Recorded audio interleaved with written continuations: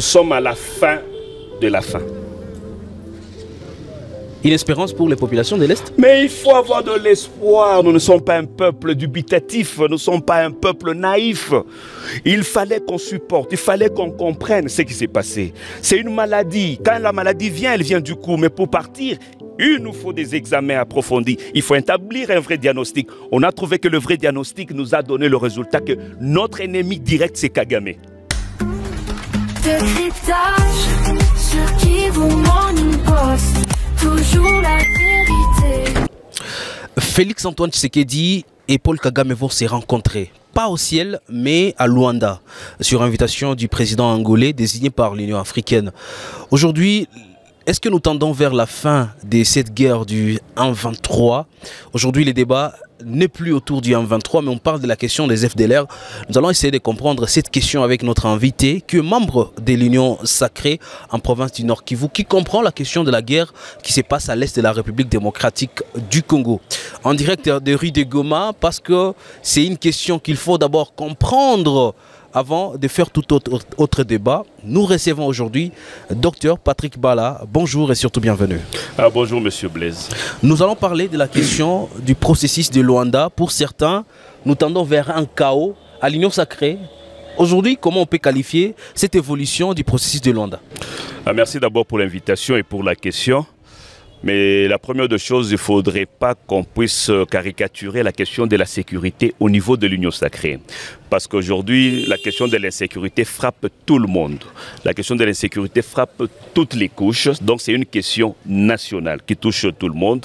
Et c'est pourquoi vous voyez que le président de la République est au four et au moulin pour permettre à ce qu'on arrive à des solutions définitives. Parce que le problème est que à chaque rendez-vous de notre histoire, la plupart du temps, nous nous sommes retrouvés, non pas en train de discuter avec le Rwanda, qui est notre ennemi, mais nous nous sommes souvent retrouvés face à des montages, au simulacre de groupes armés montés par le Rwanda. Donc, à l'allure où nous allons aujourd'hui, la question fondamentale est de chercher à comprendre qu'est-ce que nous recherchons. La paix, oui, mais quelle paix? Est-ce une paix éphémère comme l'a fait Kabila ou une paix définitive, durable? Je pense aujourd'hui dans la logique actuelle, le président veut qu'on aboutisse à une paix durable. Et cette paix durable a un prix. A un prix, ce sont tous ces sacrifices de Congolais. A un prix, c'est pouvoir convaincre toute la communauté internationale à comprendre réellement ce qui se passe dans la région de Grand Lac. Le prix aussi, c'est convaincre tout le monde à doiter maintenant le vrai ennemi, parce que la plupart des rencontres que nous avions eues ont discuté souvent, soit c'était avec le CNDP, soit c'était avec l'M23, mais jamais avec le Rwanda. Et la plupart du temps, quand on était dans ce qu'on appelait négociations avant, on allait débattre avec des groupes facto, comme je les appelle, des groupes de facto, dans des cadres qu'on appelle de régime international, c'est-à-dire dans des cadres informels. Kagame parvenait à nous mener dans des cadres informels. Quand nous allons discuter à IOC, quand nous allons discuter à Nairobi, c'était dans quel cadre? Mais aujourd'hui, le président de la République a réussi à ramener ce débat sur le plan de ce qu'on appelle en relation internationale les cadres formels. Aujourd'hui, on a un médiateur qui est en même temps facilitateur, désigné par une organisation internationale qui est l'Union africaine, en la personne du président Joao Lorenzo. Aujourd'hui, Dr Patrick Bala, pourquoi ce renversement de situation? D'abord, c'était pour parler de la question du 1-23. Aujourd'hui, dans un document qui sort, c'est la question des FDLR. Comment on peut comprendre ça? Non, tout à fait. Quand on va aux négociations, d'abord, il fallait gagner ces négociations. Rappelez-vous, depuis l'histoire et même la récente histoire face à cette agression que nous connaissons aujourd'hui, vous savez qu'il nous a failli nous coûter la vie, Kagame niait la présence de troupes rwandaises en République démocratique du Congo. Aujourd'hui, c'est connu. Kagame ne faisait pas, voulait nous faire savoir qu'il s'agissait d'une rébellion pendant que c'était une agression. Vous comprenez la différence? Est-ce qu'il reconnaît déjà cette agression? Les faits, parce que lors des négociations, il faut savoir qu'il y a des concessions. Les faits dessinés d'abord à Luanda. Il faut commencer par l'origine. À Luanda, on avait besoin des partis qui étaient en belligérance pour pouvoir s'accorder autour du facilitateur. je ne dirais pas malheureusement, mais heureusement que Kagame s'est amené. Ce n'était pas le représentant du M23 qui est allé, c'était le patron du RDF qui s'est retrouvé là-bas. Et en ce moment-là, ça confirmait la thèse selon laquelle il ne s'agit plus d'une rébellion, mais il s'agit par contre d'une agression. Et en ce moment-là, étant donné que c'est une agression, la donne change. Étant donné que la donne change, le M23 est lié au processus de Nairobi. Le M23 n'est pas lié au processus de Luanda. Donc ce sont deux contextes différents. Il y a un contexte qui traite des questions propres aux groupes armés, mais il y a un processus qui ne met que son accent sur la question de l'agression. C'est pourquoi l'accord de Luanda n'a lié que deux parties, deux pays.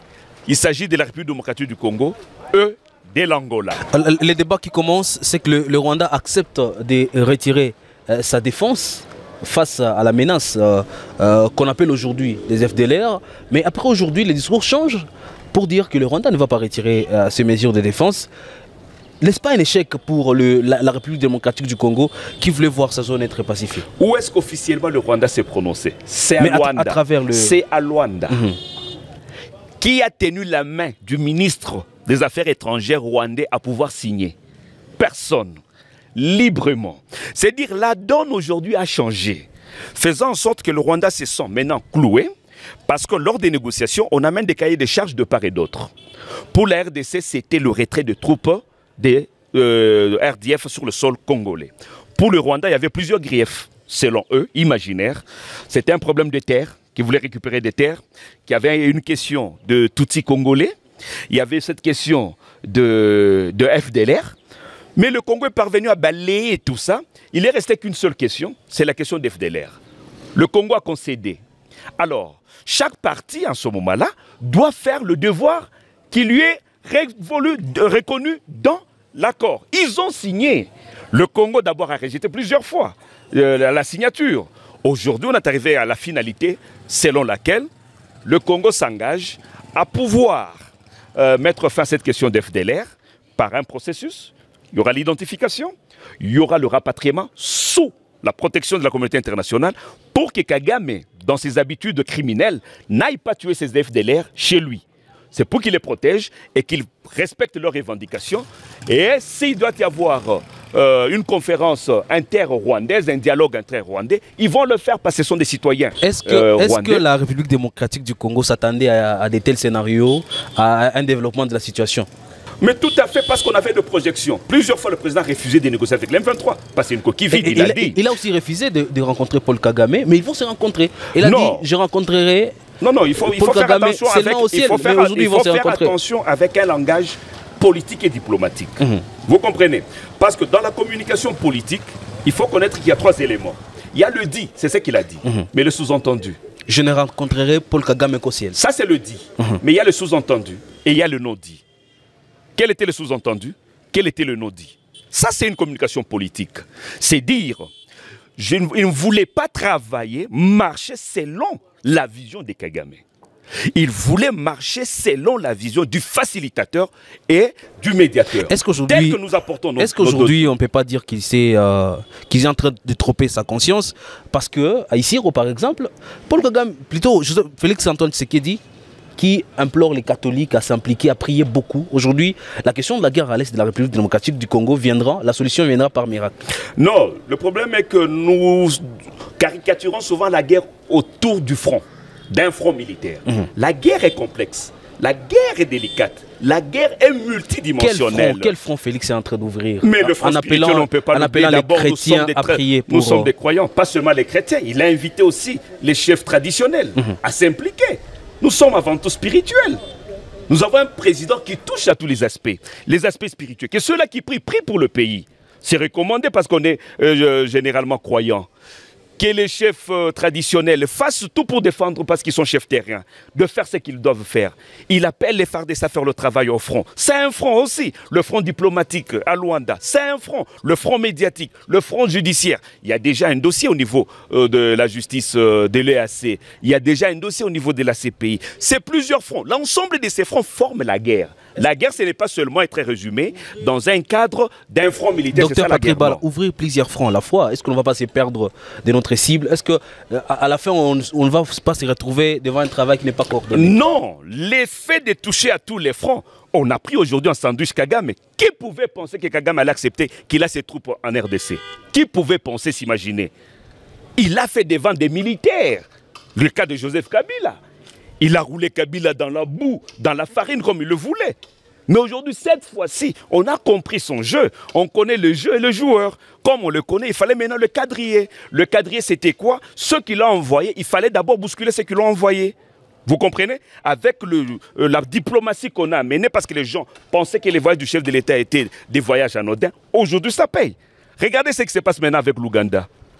Qui pouvait s'imaginer qu'aujourd'hui, qui pourrait tomber à une rupture diplomatique entre le Rwanda et l'Ouganda? Qui pouvait s'imaginer?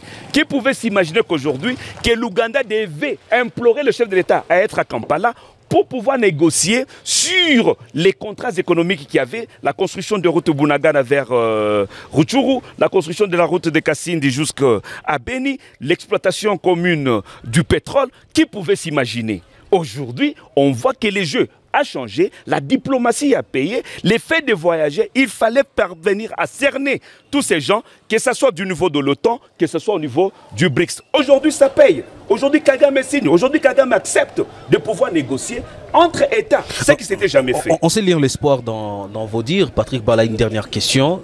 Nous sommes à quelle étape de la fin de cette guerre? Nous sommes à la fin de la fin.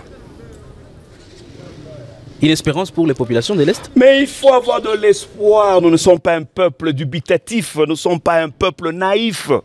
Il fallait qu'on supporte. Il fallait qu'on comprenne ce qui s'est passé. C'est une maladie. Quand la maladie vient, elle vient du coup. Mais pour partir, il nous faut des examens approfondis. Il faut établir un vrai diagnostic. On a trouvé que le vrai diagnostic nous a donné le résultat que notre ennemi direct, c'est Kagame. Le président l'a pointé, le président a pointé le Rwanda, le président a suivi tous ceux qui étaient en train de soutenir le Rwanda. Il fallait couper ce cordon ombilical. Aujourd'hui, Kagame se sent fragilisé. Il faudrait normalement qu'on arrive à une signature finale, que les gens ne soient pas surpris, parce qu'on l'a vu aussi, je crois, en 2013 ici, comment ces gens étaient arrivés ici jusqu'à Goma. Ils se sont rendus sans coup de feu, avec leur pillage qu'ils ont fait dans la ville de Goma, tous les véhicules, ils ont sali des maisons et tout ça, ils sont partis chez eux. Donc la diplomatie paye. Mais ce que nous voulons, il faudrait que les résultats de la diplomatie soient pour une paix pérenne, soient pour une paix durable. Alors, pour rendre cette paix durable, moi j'ai toujours eu... pour ma foi, les deux axes principaux sur lesquels on doit s'apaisantir, sur lesquels on doit travailler, afin qu'on arrive à des résultats escomptés, oui. C'est tout simplement la diplomatie et la guerre. Donc en même temps que nous négocions, en même temps nous frappons. C'est ce qui nous a un peu manqué, nous avons plus joué à la défensive. Les affrontements continuent à l'est de la République démocratique du Congo. Les M23 a ouvert 9 fronts aujourd'hui à Massissi, par exemple, contre les positions des FARDC et des Wazalendo. Merci d'avoir été avec nous pour cette émission de cryptage. Merci beaucoup. Vous êtes nouveau sur la chaîne Kivu Morning Post. N'oubliez pas surtout de vous abonner. On va se retrouver prochainement pour un autre numéro. Portez-vous bien.